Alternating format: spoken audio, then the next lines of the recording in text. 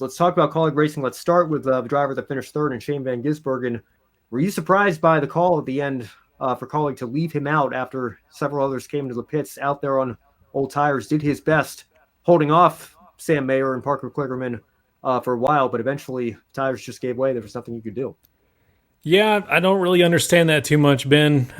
We were on, I was able to be with USRN yesterday for the Cup race, and that was one of our big concerns. Was just the strategy of, do you wait till the end of the stages to take your tires, and when you get to the final stage, where are you going to do that? We saw how it worked for Tyler Reddick yesterday, man, able to just go on a tear and start passing like nobody's business because he had to. 1 point or one pass was 1 point, and he was able to add those up. But for SVG in the Xfinity race, he was kind of left out to dry there. And surprisingly, it seems maybe a lot of the infield portions of the Roval are a little abrasive there on rubber. So,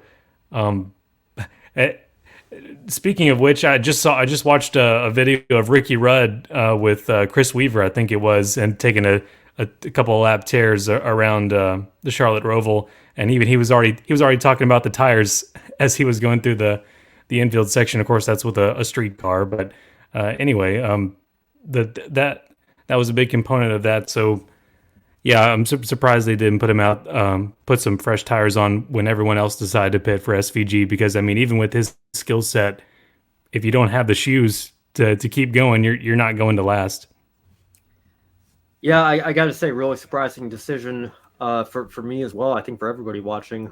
But then again, you had to be in the back of your mind here. If anybody can do this, hold off the field here with however many cars they had to pass to get through.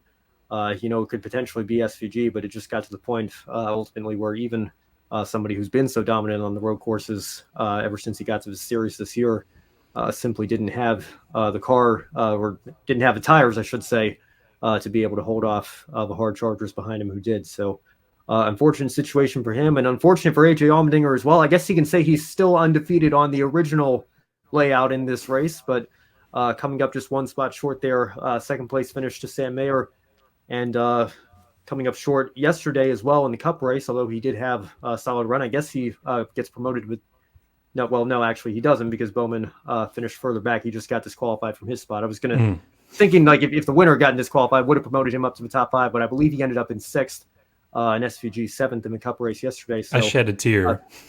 Strong runs. Strong runs nonetheless. But that being said, Brandon, are you surprised looking at this Kaulig duo? They were both in both races and come away 0 for 4 in terms of the trophy hunting that Kaulig is famous for. Are you surprised neither one of them won either race this weekend? Yeah, that it's very strange, and it's a shame that strategy took SVG out of the win as far as his ride. But AJ Allmendinger, I think we said yesterday on the broadcast that now his Xfinity record on the Charlotte Roval, his average finish is somewhere around 1.7, like never losing. So yeah, I mean he's got a lot to look back on with the old layout for sure. But yeah, really surprised neither of them won.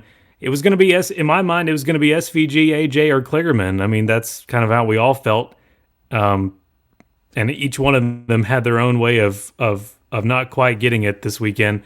And Sam Mayer really is, if you had a fourth one behind those three, he's going to be your fourth one, and he was able to get it done. But yeah, surprised about Kaulig and SVG and AJ both not being able to convert into a win for this weekend. Yeah, math isn't necessarily my strong suit, but you guys can correct me in the chat if I'm wrong here. But I think 5 finishes was 4 wins and a runner-up. I think that's a 1.2 average finish, if my math is correct. So that's probably a little more accurate.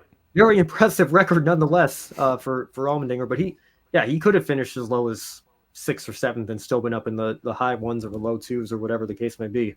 Having 4 wins will do that for your average finish there. So still a very impressive record nonetheless.